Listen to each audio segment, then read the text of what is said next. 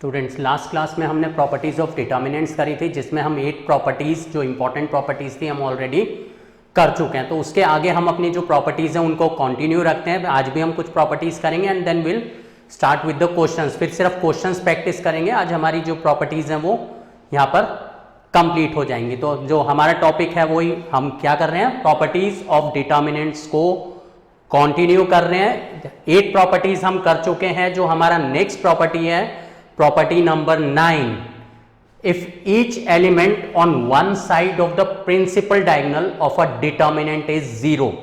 Principal diagonal जब भी determinant find out करते हैं, we always find the determinant of a square matrix. Non square matrix का determinant नहीं होता and a square matrix always has a principal diagonal. Principal diagonal हमारा क्या है यहाँ पर, this is the principal diagonal where I is equal to j. If each element on one side of the principal diagonal of the determinant is 0, जैसे कि ये principal diagonal है, इसके नीचे जितने भी एलिमेंट्स है दे आर 0, तो यही कंडीशन है, each element on one side of the principal diagonal is 0, then the value of the determinant is the product of the diagonal elements. यानी इस डिटर्मिनेंट का जो रिजल्ट होगा, this is the product of the diagonal elements, means a into D into F, this will be the product. मतलब जो diagonal element है जरूरी नहीं है नीचे वाले 0, ऊपर वाले 0, then also the result is the product of the diagonal elements. For example, if I take determinant of 2, 4, 6, 0, 9, 5, 0, 0, 5.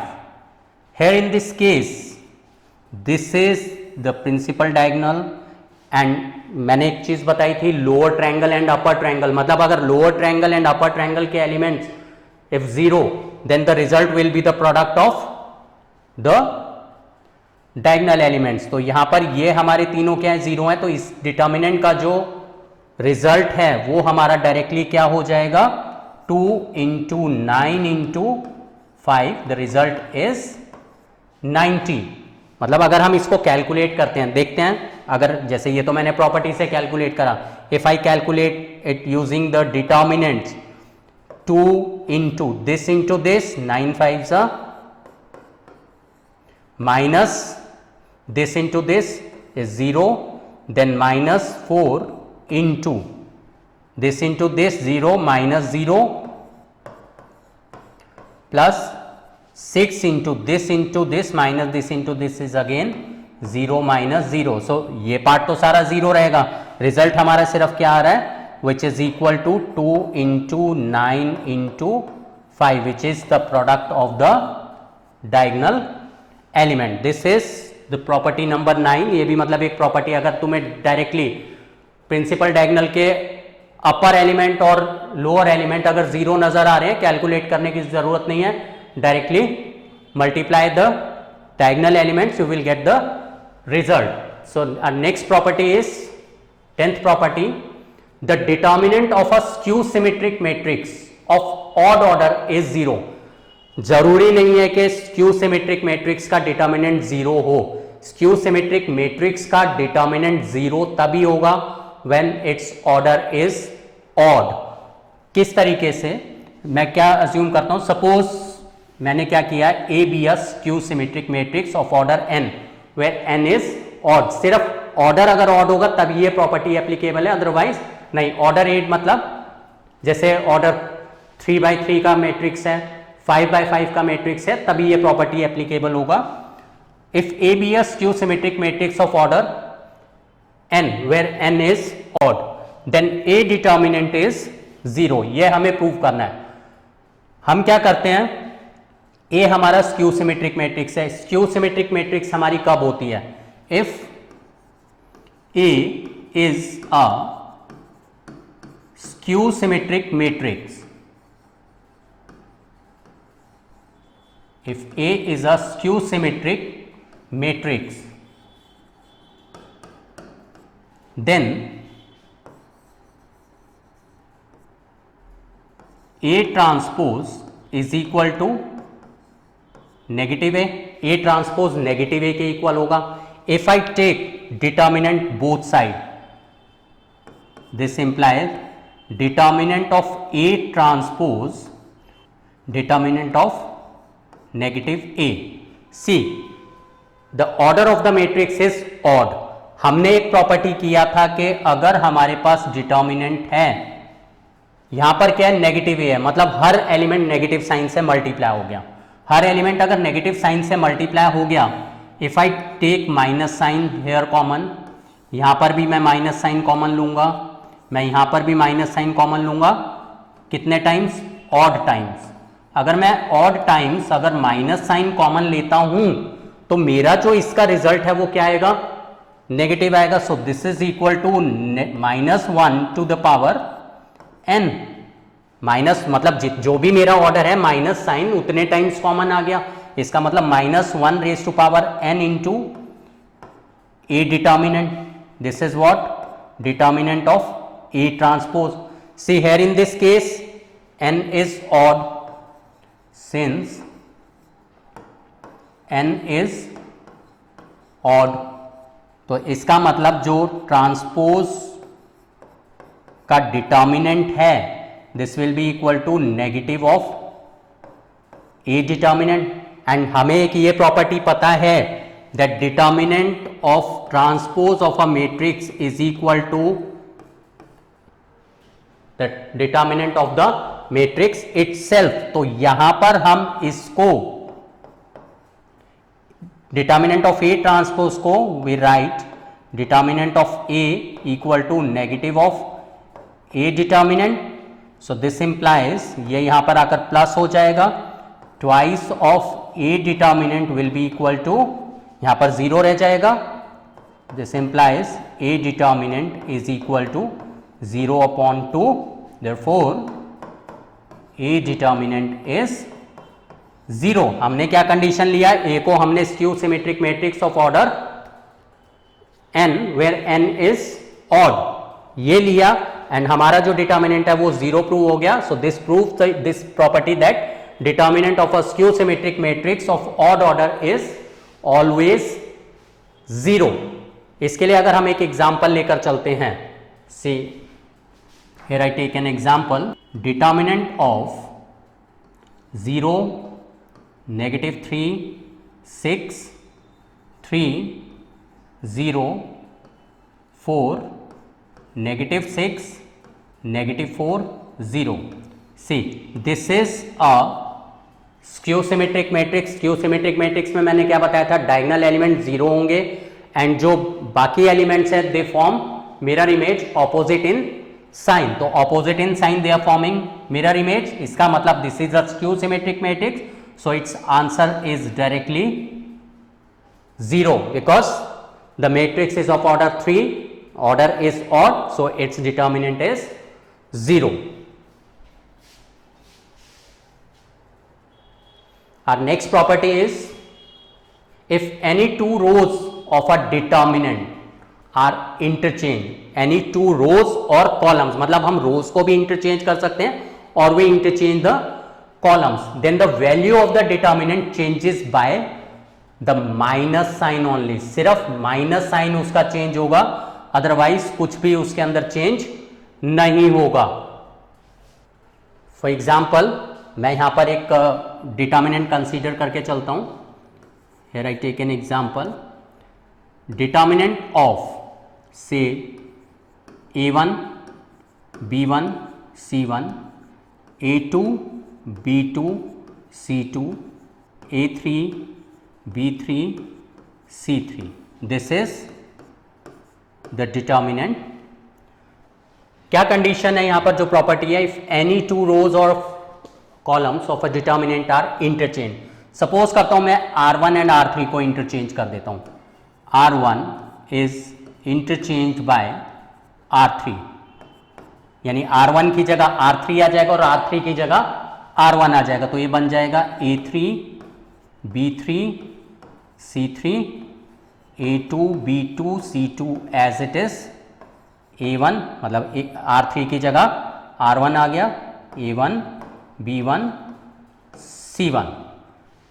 The value of determinant changes by the minus sign only. इसका मतलब the value remains the same but opposite in sign. So this will be negative. So A determinant will be the negative of this. अब मैं इसको further फिर से अगर मैं change कर देता हूँ, लाइक मैं चेंज कर देता हूँ, इंटरचेंज करता हूँ C1 interchange bye C2.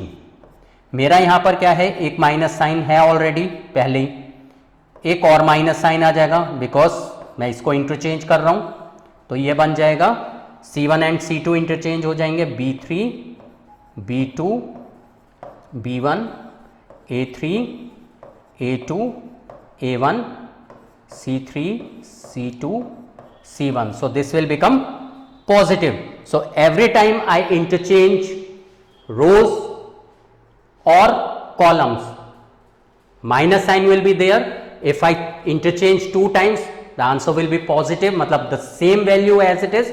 If I change it the odd number of times, then the value remains the same but opposite in sign. एक यहाँ पर एग्जाम्पल लेकर चलते हैं हम.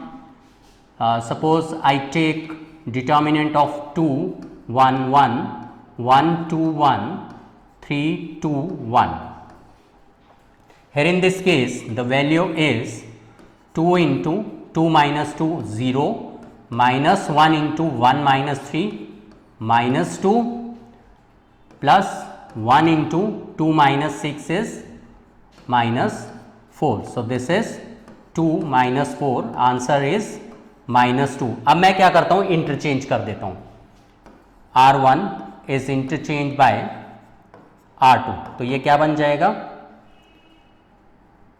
1 2 1 2 1 1 3 2 1. इसका हम आंसर कैलकुलेट करते हैं, क्या आता है, 1 minus 2 is -1 minus 2 into 2 minus 3 is -1 plus 1 into 4 minus 3 is 1. So here this is -1 plus 2 plus 1. So answer is what, 2. The value remains the same but opposite in sign. ये property है, if we interchange the rows or columns, the value remains the same but opposite in sign.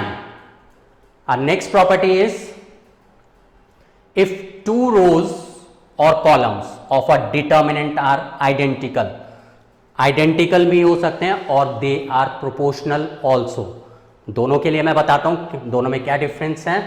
If 2 rows or columns of a determinant are identical, then the value of determinant is always 0.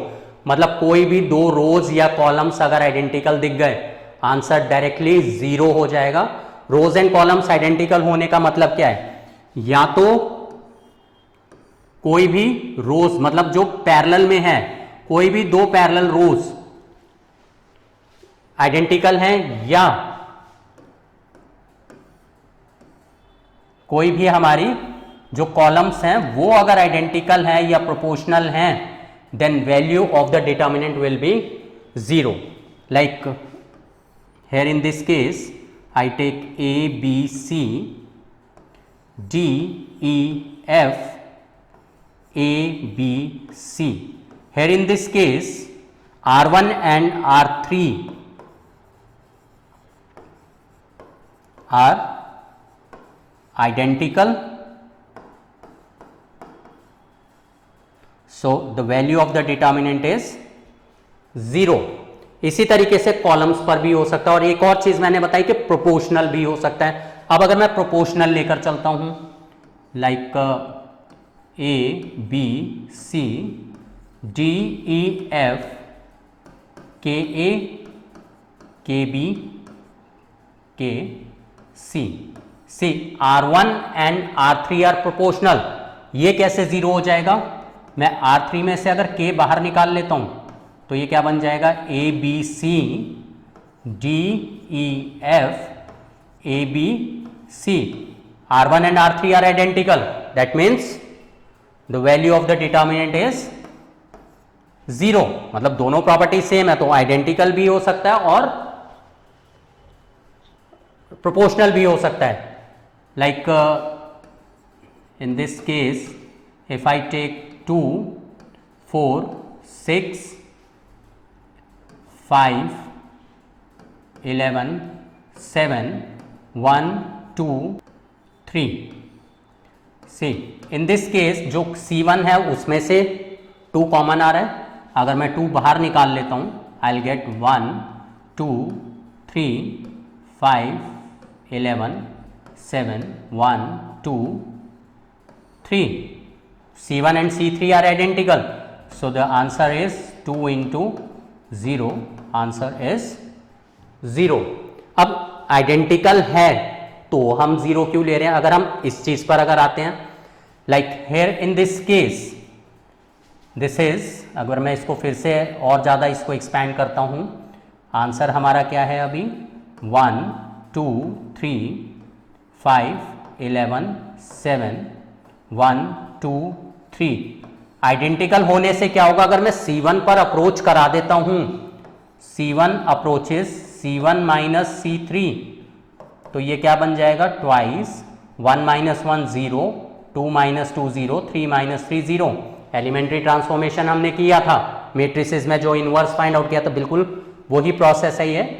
Then 5 11 7 1 2 3. If all the elements of a row or a column are 0, then the result is always 0.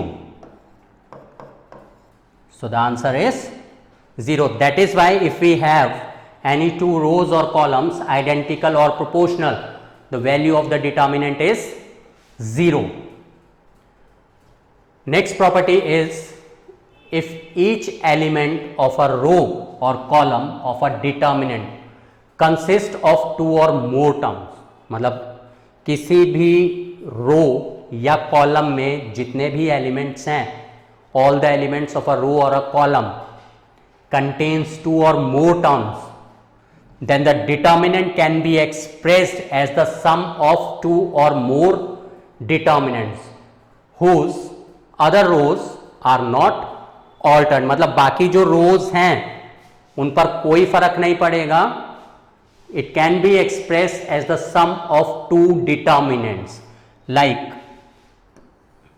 if I take, जैसे रोज और columns है, मैं क्या करता हूं, columns पर ले लेता हूं, like A1 plus B1, A2 plus B2, A3 plus B3, ये मेरा फर्स्ट कॉलम है. Then second column is C1, C2, C3, D1, D2, D3. C. If each element of a row or column of a determinant consists of 2 or more terms, मतलब जो हमारा first column है it is consisted of 2 or more terms, मतलब 2 terms हमारी यहाँ पर हैं. Then the determinant can be expressed as the sum of 2 or more determinants whose other rows, मतलब ये वाली जो रोज और कॉलम्स हैं दे आर नॉट ऑल्टर्ड, इनमें कोई चेंज नहीं होगा. It can be expressed as, मतलब एज अ सम ऑफ 2 और more determinants A1, A2, A3. बाकी जो सेकेंड कॉलम थर्ड कॉलम है उसमें कोई चेंज नहीं होगा. C1, C2, C3, D1, D2, D3 plus B1, B2, B3. Second and third column में कोई चेंज नहीं होगा. C1, C2, C3, D1, D2, D3. And ये जो प्रॉपर्टी है वो दोनों तरफ से अप्लाई हो जाती है. इससे ये भी अप्लाई कर सकते हैं एंड इससे ये वाला फॉर्म भी हम लेकर आ सकते हैं. तो ये है प्रॉपर्टी, मतलब अगर कोई भी रो या कॉलम अगर प्लस माइनस में है तो हम क्या कर सकते हैं, उसको सेपरेट कर सकते हैं. जैसे यहां पर है, इसको हाइड कर दो, एक ये में डिटर्मिनेंट बन गया, प्लस साइन है बीच में, एक बार इसको हाइड कर दिया, एक बार ये डिटर्मिनेंट बन गया, मतलब A1, A2, A3 के साथ प्लस B1, B2, B3 के साथ. ऐसे अगर थर्ड टर्म भी होती तो प्लस एक और डिटर्मिनेंट हमारा आ जाता. तो ये हमारी है प्रॉपर्टी कि हम अपना जो डिटर्मिनेंट है हम उसको एक्सपैंड कर सकते हैं।